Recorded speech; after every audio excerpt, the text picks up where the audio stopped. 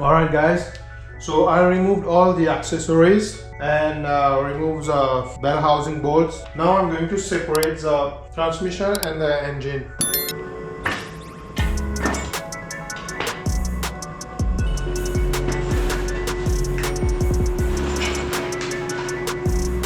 So I have disconnected the transmission from the engine, and I put a glove with a zip tie so that the oil don't drip on the floor. Now I need to find a way to remove the torque converter from the engine. So I don't know exactly, so I'll find a way and show you guys how I'm going to remove the torque converter. So I thought like the chain might have been stuck or something like that. I tried to remove the chain and turn it, but still not turning. I'm saying it's seized at the bearing on the crankshaft and the bearing. So now I'm going to twist the engine and remove the oil pan, and I'm going to check the bearing. I start by removing the bolts from the oil pan and dropping it down. Then I take the chain off the oil pump and try to rotate the crankshaft, but it still won't move. At this point it's clear the engine is seriously stuck. So I keep going, remove the bolts from the upper oil pan and pull out the oil baffle.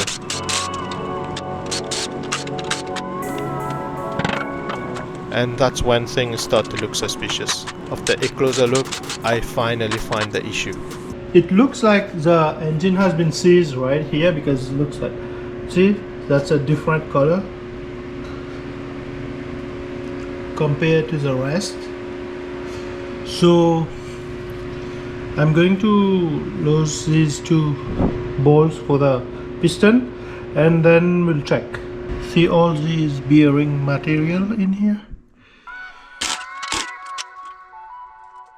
Once I found the issue, I start removing the piston rod bolts one by one. After each one, I try turning the crank, and little by little, it finally starts to move. From there, things start going my way. I'm able to rotate the crank freely and remove all the bolts connecting the flywheel to the torque converter.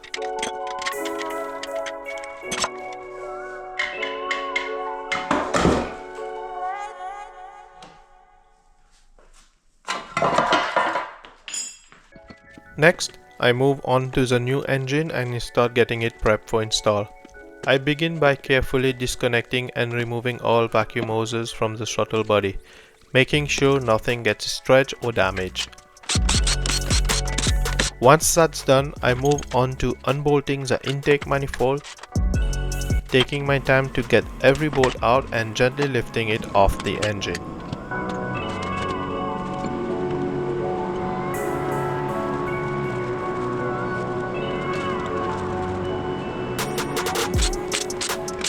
After the manifold is removed, I take out the injectors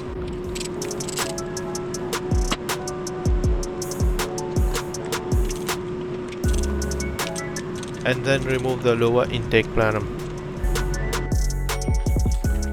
making sure everything comes off clean and nothing is left behind. With the intake fully opened up, I place paper towels into all the intake ports to keep dirt and debris out while I work. So you see guys, there is oil in here on the new engine that I bought. So this is a pressure switch that is leaking. That's a common issue on this engine. So I'm going to remove it, and I'm waiting for parts, and I'll change it. So I will just clean it with brake cleaner, and then I'm going to put the transmission and the engine together.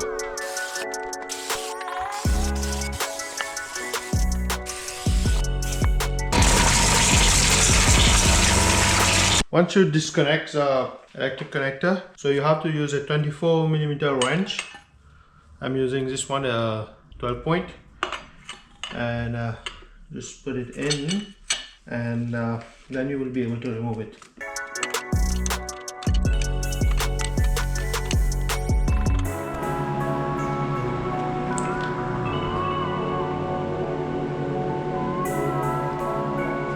So while waiting for the parts will come tomorrow. So now I can put the transmission and the engine together. So I'm going to put these two together and bolt it and put some of the accessories.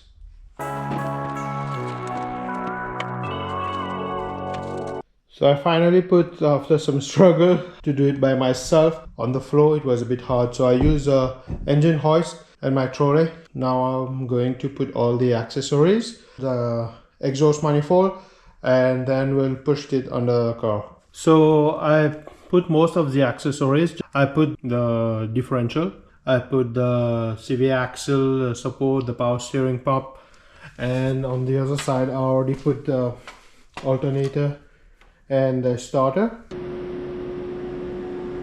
Once the new oil pressure switch arrives, I apply some thread sealer and install it back in place, making sure it's seated properly.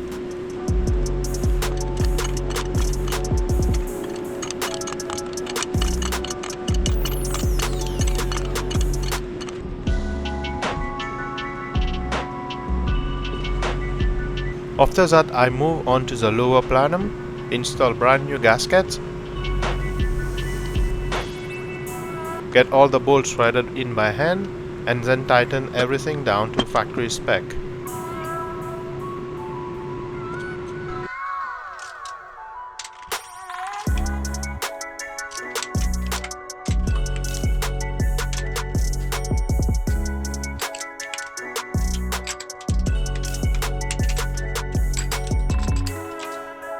Next, I reinstall the injector rails, carefully lining everything up, making sure the injectors are fully seated, and then torque everything down. Step by step, things are finally starting to go back together. Next, I'm going to put 6 brand new spark plugs before putting the upper plenum.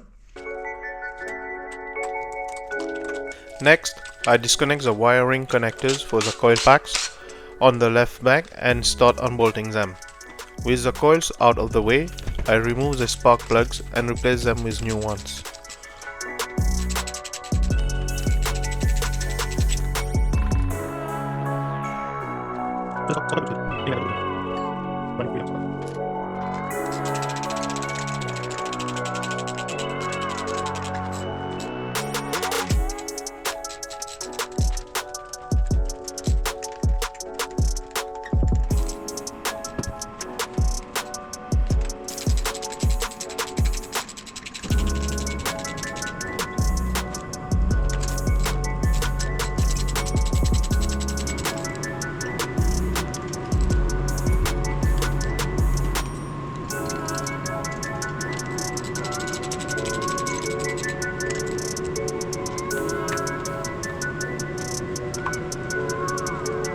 Once that's done, I reinstall everything in the reverse order. It's a perfect time to do this since the intake manifold is already off, and it saves me from having to do this job all over again later.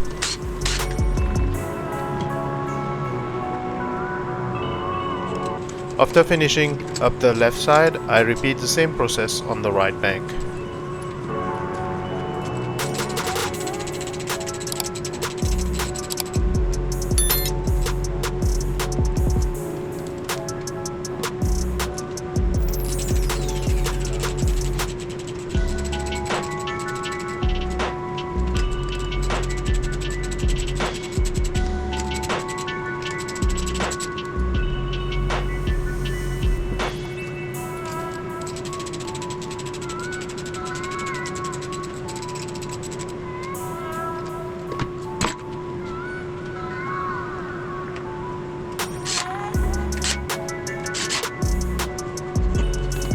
Brand new exhaust gasket. After that, I reinstall the exhaust manifolds on both sides and put the heat shields back in place, making sure everything is lined up and secured properly.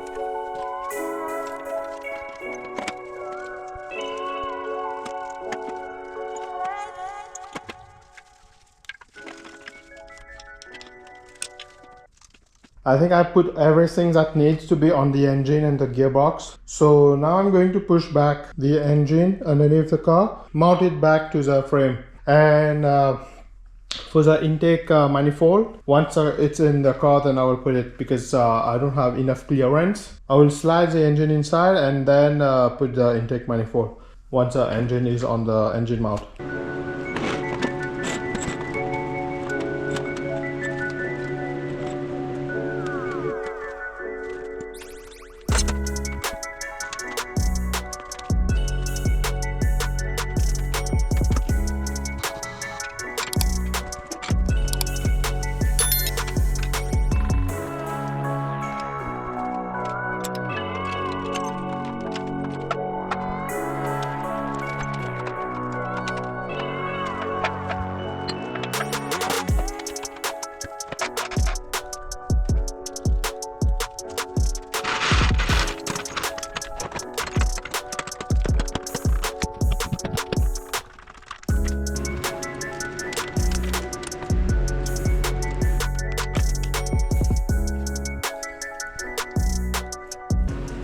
Once the engine is sitting in place on the mounts, I reinstall the exhaust pipe and drive shaft.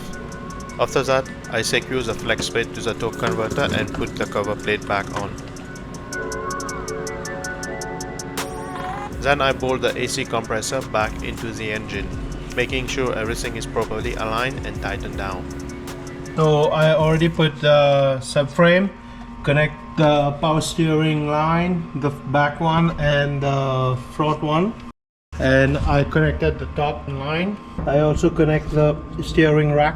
I think I'm pretty much done on the bottom. I just need to put back the suspension, and now I'm going to work on the top, put everything back, new gasket, intake manifold and all the wiring. I put back the intake manifold, tighten the bolt at the back and tighten this bolt for the throttle body, and connect all the coolant lines and vacuum lines, fuel lines. Now I'm going to put back all the electrical connectors, and then we'll finish up with intake. Alright guys, I already put the air filter housing. I put a brand new air filter, a brand new battery, put all the intake accessories, connect all the wiring, and I'm pretty much done on the top.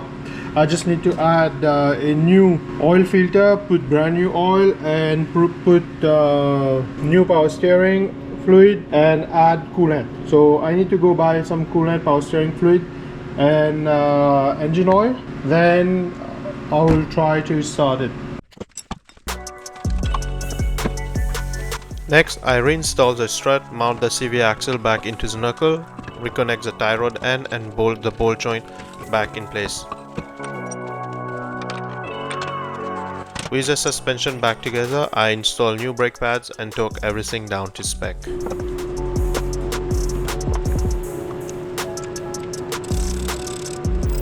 Now I'm going to add the power steering fluid. I'm going to turn the steering right and left just to make the fluid go everywhere before running the engine, because if the pump is running dry, it will cause more air bubbles in the system. So I'll just turn the steering left and right until the fluid goes down a little bit, and then see if I need to add more.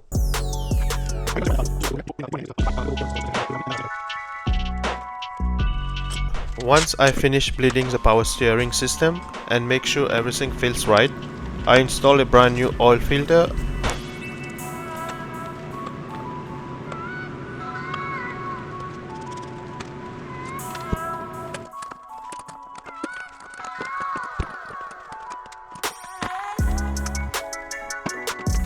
After that, I add the correct amount of engine oil, followed by engine coolant, taking my time to double check all the levels.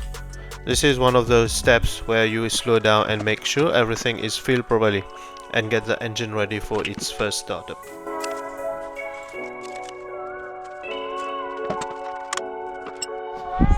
Alright guys, so now moment of truth. So now I'm going to try to start it. I have the key.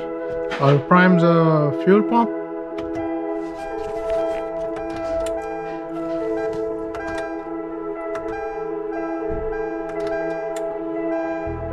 Okay, press on the brake.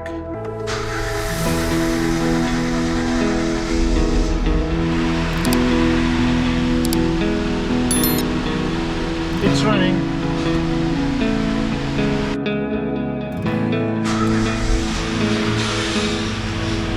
Alright guys, I started for the second time now.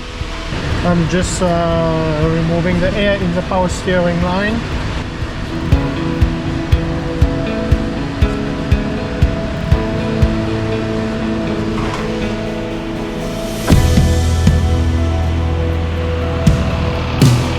Engine is running smooth.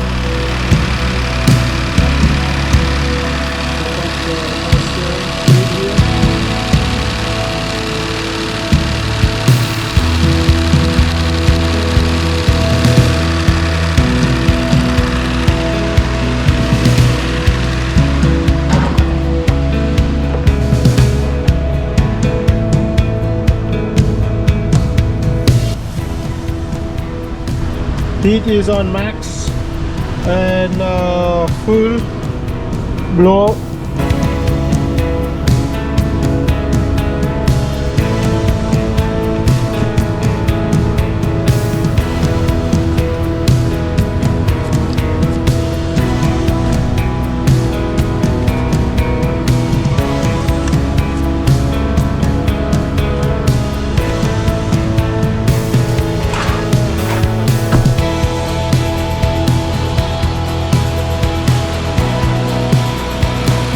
Okay, so our steering fluid is now at the correct level. That's good.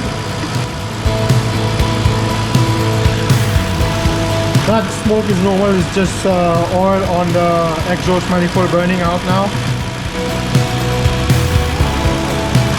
I will let it run for a bit and then check the oil level, coolant level. I think I'll have to take it for a ride. This light is not good. I have to change this light and I need to change the rear brake pads, so I'll have to do that another day. Now I'm going to wrap up everything. And guys, if you like the video, please like, subscribe, and this is a way to support my channel and it's free. So if you like the video, I did that in my garage at home, so anybody can do it if they have the skills and tools. It's not a big deal. And now I'm going to clean up the car after doing all the check and clean up the car, take it for an alignment, and then I think I'll put it on for sale. So guys, please like, subscribe and share the video. Thank you. On the next one I'll show you how to change the rear brake pads and change the bulb.